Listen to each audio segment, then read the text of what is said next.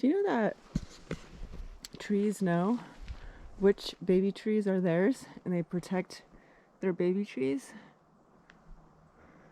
The ones that are related to them versus the ones they know are not related to them. It's pretty cool.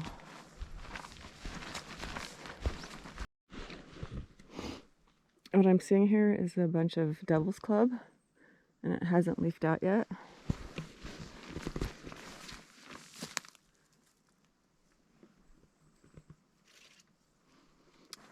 The Devil's Club wants some light, but not a whole lot of light. So if you look up, there just happens to be a break in the canopy right here, right where the Devil's Club are growing.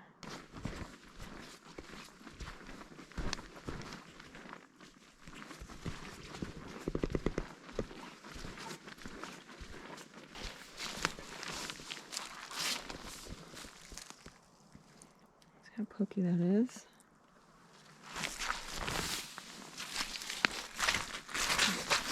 You know, they're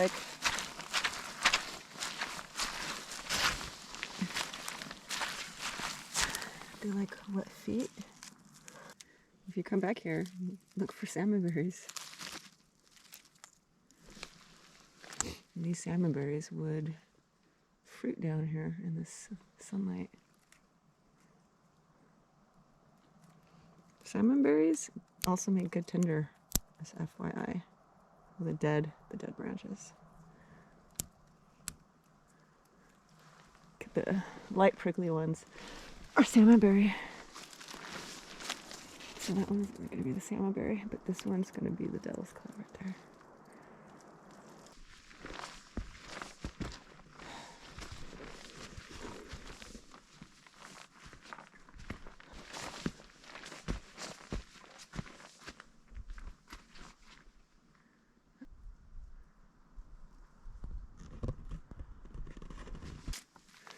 All the different variety of mosses and lichens in here is just insane.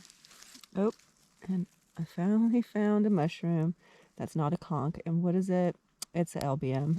Yay! This is what I came here for. And it looks like a display from the, flower and garden show, right? Oh, this is the second time I've seen this. It's like orange jelly, like fungus. So slime. Heterotextus Alpinus. What do you think? And that's him?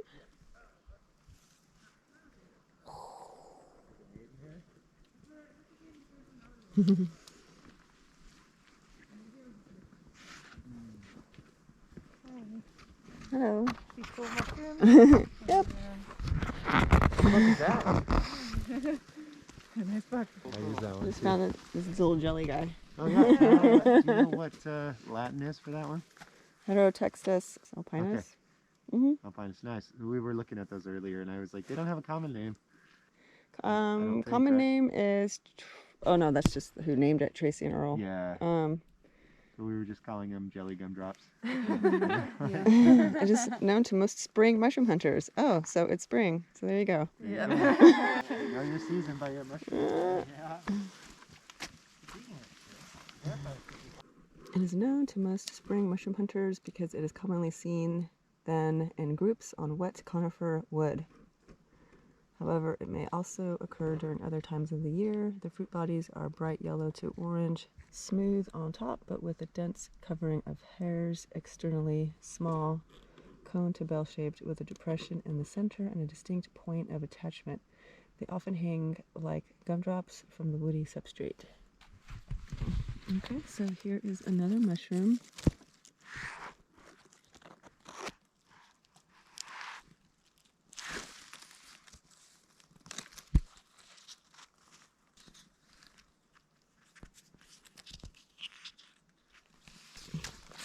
So I went into the cupped section of my book, and I typically see these orange on my property, but I've never seen these dark colored ones before.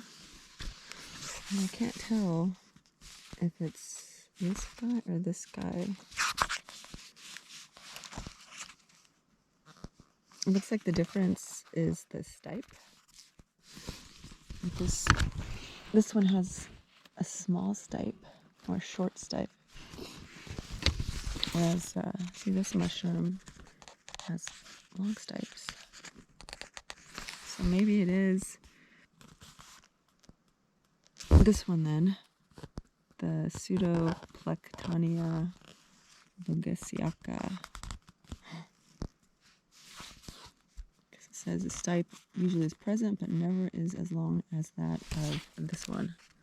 The cups usually are rather shallow, and the interior is medium to deep. It's brown at first, and then it becomes black when it ages. And that is getting black, right? And the book says both species are fairly common in the Northwest, but their early appearance and dark colors help them escape notice. So yeah, this appears in late winter or early spring on twigs and other woody debris, usually of conifers. So this guy here, I've been ignoring him, but I will give him a shout out. This is the red Belt Conch. Say this wrong. Heterotextus Alpinus. That's him in the picture. And that's him in real life. I can't see him underneath. Unless I do some crazy maneuvering. Hello! That's what he looks like underneath. He's a polypore. So he causes a brown rot, primarily in conifers, but occasionally in hardwoods. It is our most common conch and a major player in the recycling of wood into soil. The surface of the cap is usually banded with orange or reddish orange or grayish to black and has a whitish rounded edge. The interior is woody and fibrous with multiple tube layers. The pores are very small and white, yellowish when bruised. Okay, I think this is the biggest of these fallen trees yet. It's like this huge wall.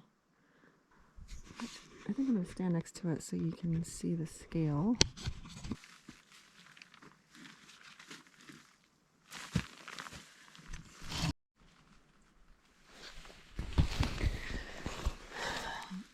So I noticed these two guys right here, and I didn't think anything of it, but when I turned it upside down,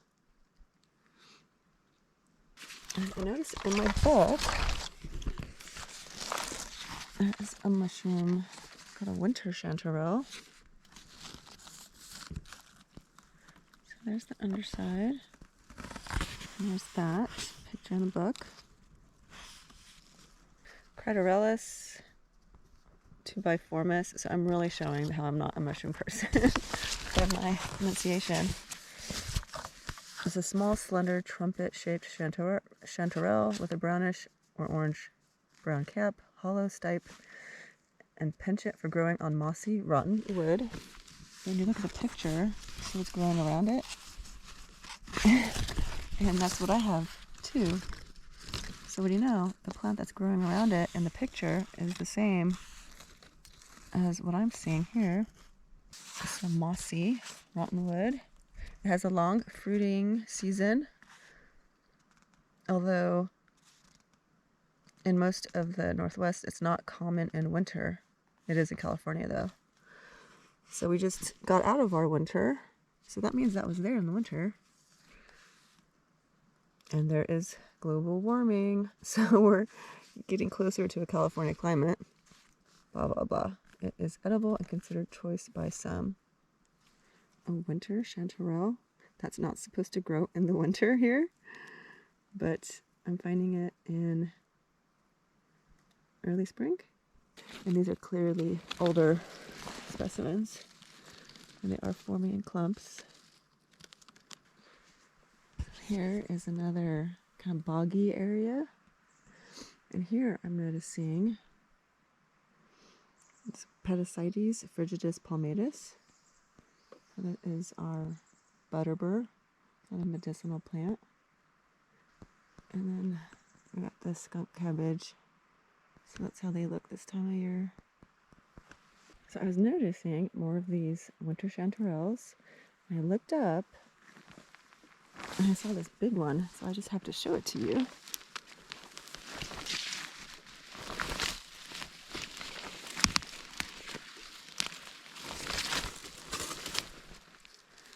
Here's one. Here's another one.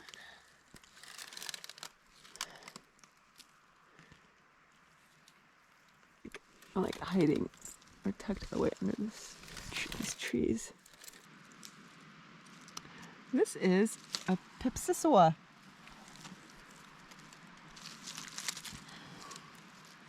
Actually, these are the smallest seeds. I know that they have really tiny seeds. So I'm just gonna open them up and these are like, that's how, like, the seeds are just these fuzzy, these tiny fuzzy things.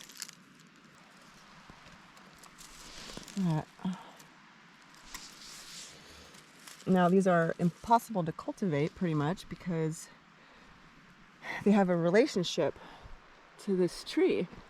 Look at this guy, hemlock. So if I were to try to harvest this and bring it back home, it would die. So Pipsisua, Pepsi. Look it up. There's a reason why it sounds like Pepsi. Okay, so I wasn't expecting to find any morels here just because I know they grow in like burned places. I did see these guys that look like some kind of false morel.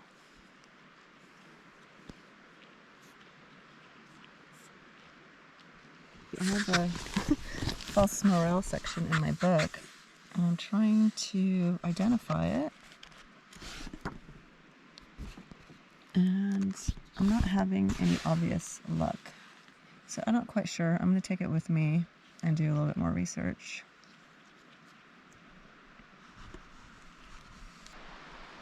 And it's really neat. This is a very like open area.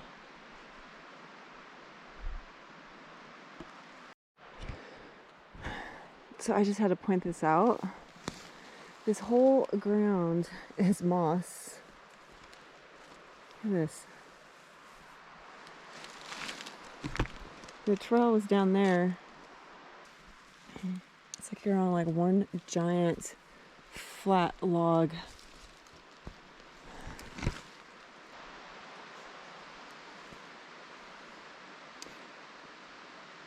There is definitely this like special feeling of being off the trail. It makes you feel like a hobbit or something. And that you belong here. Or like, I don't know, like you're just like an animal. Rather than just a human going down the beaten path.